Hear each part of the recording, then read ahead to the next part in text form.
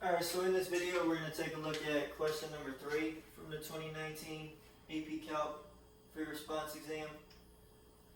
I'm drawing the graph on the board, so this is the graph of F. We're told that it's composed of two line segments in a quarter circle. We're also told a particular point that in the next value of 3 is corresponding y value is 3 minus root 5. For part A, we are told that the integral from negative 6 to 5 of f of x dx is equal to 7, and we are asked to figure out the integral from negative 6 to negative 2 of f of x dx. Now, a definite integral is asking us for the area under the curve. However, if we look, the graph has no part from negative 6 to negative 2, so we can't do this graphically because there's no information here. What that means is we're going to have to use what they gave us in combination with our integral properties in order to answer this question. So what we do need to be aware of, and I'm going to go ahead and write up here, is that the integral from negative 6 to 5 of f of x dx is equal to the integral from negative 6 to negative 2 of f of x dx plus the integral from negative 2 to 5 of f of x dx. So this is one of our integral properties that we can split it at a value that lies inside the interval of interest. And the reason why we split it at negative 2 is because from negative 6 to negative 2, that's what we're trying to figure out. So this is what we are trying to calculate. So we need to solve for. This is what we are given. And fortunately for us, negative 2 to 5, we do have the graph for this, and this is something we can calculate. So therefore, we really only have one unknown, and that's what we're solving for. So in order to do this, we had to understand the fact that we could use our properties of the definite integral in such a way to take advantage of the given information, in addition to something that you should be able to calculate geometrically by finding areas of various shapes. So before we answer this, let's start with this part. We want to do the area from negative 2 to 5 for our function. So we're going to do this by colors. So we have this red triangle here. The area of this red triangle, so it's base times height divided by 2. So the base is 1, the height is 1. So we end up that we get 1/2 for the area of this red right triangle. For the area of this blue triangle, the base is 1 1/2, the height is 1. When we multiply those and divide by 2, we get 3/4. And be careful, this is negative 3/4 because this area is below the x-axis. So that blue region is negative 3/4. We now have another green right triangle, and in this case our base is 1 1/2, our height is 3. We divide that by 2, and that's going to give us 9/4, or 2 1/4. So again, these are routine areas that we should be able to calculate. Now comes the harder part, is how do we find the area of this purple region? And it's something you have to be able to do because we can't finish the problem unless we can find this area. In order to do that, we have to use the fact that we're told this is a quarter circle. So what we are going to do is we are going to construct a rectangle. In this case, it happens to be a 3 by 3 square. And we are going to find the area of the square and subtract the area of the quarter circle, and we're going to claim that that's going to give us this purple region, which should be a sensible argument. So the area of the square would be, I'm trying to figure out where I can write this and have some room. I guess I'm going to write it down here.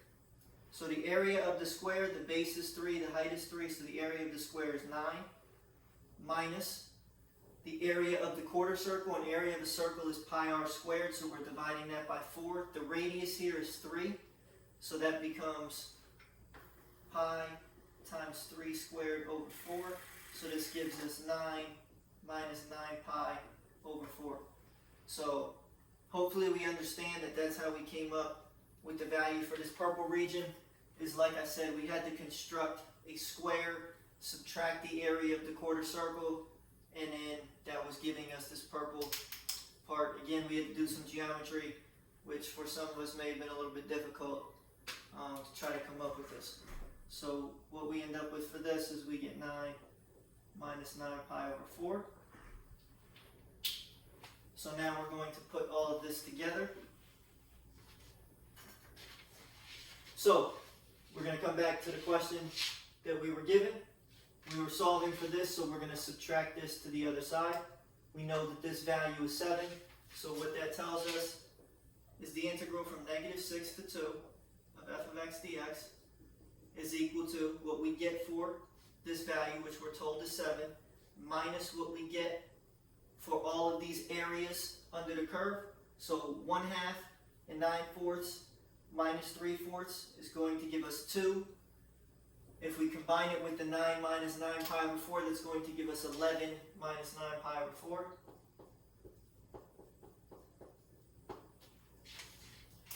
And if we do this out, what we're going to get here is we're going to get this becomes negative 4 plus 9 pi over 4, or 9 pi over 4 minus 4. So again, it may have been somewhat difficult to combine these like terms. We should be able to add fractions. You can get a common denominator of 4 if you really need to do that. This is a non-calculator question, so you would be expected to do this without the use of a calculator. Alright, so there's part A. So that's what we get for that integral. So for part B, we're asked to evaluate the integral from 3 to 5 of 2f prime of x plus 4 dx. This is just asking us to do our antiderivatives and then evaluate. So this becomes antiderivative of f prime is f, so this is 2f of x, antiderivative of 4 is 4x, plus c, evaluated from 3 to 5. So now we plug in the upper limit, we subtract what we get when we plug in the lower limit, so this becomes 2 times f of 5, plus 4 times 5, plus c, minus 2 times f of 3, plus 4 times 3, plus c. We need to do this out now. F of 5 is our function value at 5. This is the graph of f. F of 5 is 0. So we get 2 times 0, plus 4 times 5 is 20, plus c. So f of 3 we're told is 3 minus root 5. So this becomes minus 2 times 3 minus root 5, minus 12, minus c. So we're going to combine some like terms here. This is a 0. We end up getting 20 minus 12, which is 8. We have another minus 6 here, which is going to give us 2. And we're going to end up getting, this is going to be plus 2 square root 5. So again, the c's cancel. This is a 0. You have a 20, and a negative 12 is 8. You have a negative 2 times 3, which is negative 6. 8 and negative 6 is 2. And the only term that we haven't accounted for is this irrational term here. So minus 2 times minus root 5 is positive 2 root 5. This is our answer for part B. Again, the only thing that I find somewhat difficult is maybe the combining like terms. But as far as evaluating this, this should be straightforward. Alright, for part C, we are given this function g. It's an area accumulating function. It represents the area under the curve of x from negative 2 to whatever value is specified of our f equation. And we want to find the absolute max on negative 2 to 5. So in order to find an absolute max, you first have to find the critical points, and then we have to go through and test our critical points and our endpoints in our function to see which one gives us the largest possible value. To find the critical points, we need to take the derivative. So g prime of x is equal to, this is our first fundamental theorem of calculus. When we differentiate an integral, we just take what's in the upper limit of integration, we plug it in for our variable. In this case, the derivative of x is just 1, so you don't need to multiply by anything at the end. So we end up getting g prime of x equals f of x. So if we want g prime of x to be 0 because we're trying to find the critical points of g. So we have 0 equals f of x. So we look at our graph. Where is f of x equal to 0? It's equal to 0 at -1. It's equal to 0 at 1/2 and 5. So we have 3 critical points. So that tells us that we get x equals, we said -1. It also crosses the x-axis at 1/2. And it also crosses the x-axis at 5. So in total we have 3 critical points. We also have to test our endpoints, one of which was a critical point. So there are 4 points in total that we need to calculate function values for. So we'll start with our endpoint. X is -2. So g of -2, remember we're plugging them into the function, not into the derivative. So you're plugging in 2, or in this case -2 for x. So that gives us the integral from -2 to -2 of f of t dt. And again, whenever we integrate across an interval where the starting and ending point are the same, that gives us a value of 0. So there's our first point. For our next one, we'll do x equals -1. This is one of our critical points. So g of -1 is equal to the area under the curve from -2 to -1, f of t dt. So from -2 to -1, that's this red triangle. That gives us a value of 1/2. So we also have to test x equals 1/2. That's another critical point. So we get g of 1/2 is the area under the curve from -2 to 1/2, f of t dt. If we do that out, -2 to 1/2 is the red triangle and the blue triangle. So that's 1/2 minus 3/4, which is -1/4. And our last one is x is equal to 5. So g of 5 would be equal to -2 to 5, f of t dt. And from -2 to 5 would be all of these added together. And we said that that was this 11 minus 9 pi over 4. So we did this in part A. Now we need to compare which answer is the biggest, and you do not have a calculator. It's clear that this is negative, so that's out of the picture. 0 is also out of the picture. So it's between 1/2 and 11 minus 9 pi over 4. You should be able to convince yourself using an estimation of about 3 for pi. If you want, you can even go as high as 4. Either way, you're going to come up with this quantity being significantly bigger than the 1/2. So this is our absolute max value. So that's what we should have for part C. So the absolute max occurs at x equals 5, and the value we get is 11 minus 9 pi over 4. All right, last one. So we are asked to evaluate a limit.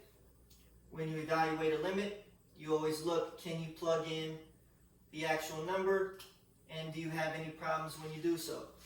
So when we do this out, you just plug in the 1, and as long as we don't get 0 over 0, then there's no issues at all.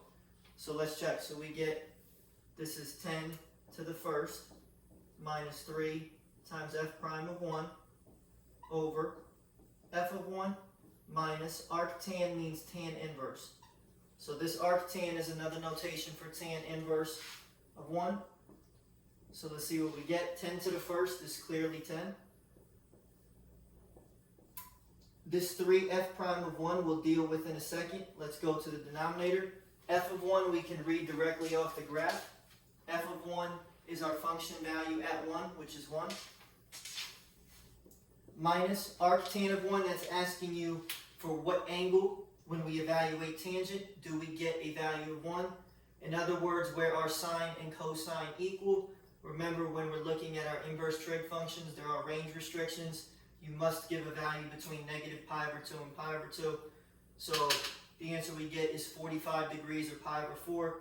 That's where we get tangent being equal to 1. So hopefully we remember how to evaluate trig functions, because you do not have a calculator to do this for you. So we get 1 minus pi over 4 on the bottom. We're only left with evaluating f prime of 1. f prime of 1 means the slope at 1. Well, what do we notice here? We have a line. So if we want to figure out the slope at 1, we just need to figure out the slope of that line. So our coordinates for these points are 2 and 3. And the coordinate for another point on this line is 0 and negative 1. All you need to do is find the slope. So we end up getting 3 minus 1 over 2 minus 0. That's 4 over 2, which is 2. You didn't have to do it analytically. You could have just counted up and over. I think that's what most of us probably would have done. But the important thing is we recognize that that's what this was asking you for. F prime of 1 means the slope evaluated at 1. So we end up getting 10 minus 3 times 2. You can just leave this as 1 minus pi over 4 if you want. You can get a common denominator, but there's no need. So you end up getting 10 minus 6 is 4 over 1 minus pi over 4. Again, if you want to, you can do some further simplification, but it's not entirely necessary. If you were to do it, and you wanted to get rid of the fact that you had a fraction down here, you would end up getting something along the lines of 16 over 4 minus pi, I believe. The way you would do this out, just in case you were curious, is you would get 4 over 4 minus pi over 4, which is equal to 4 over 4 minus pi over 4. When we have a fraction over a fraction, you multiply by the reciprocal. So this is equal to 4 over 1 times 4 over 4 minus pi, which gives you the fully simplified version. But again, they would have accepted this as an answer on the AP exam, and I believe this is actually what they gave on the answer key. Although we should be able to take this and go to here. I'm hoping that at least by the end of the year we know how to work with fractions, but on the AP exam, if you want to be efficient, you don't want to waste time simplifying stuff that's unnecessary.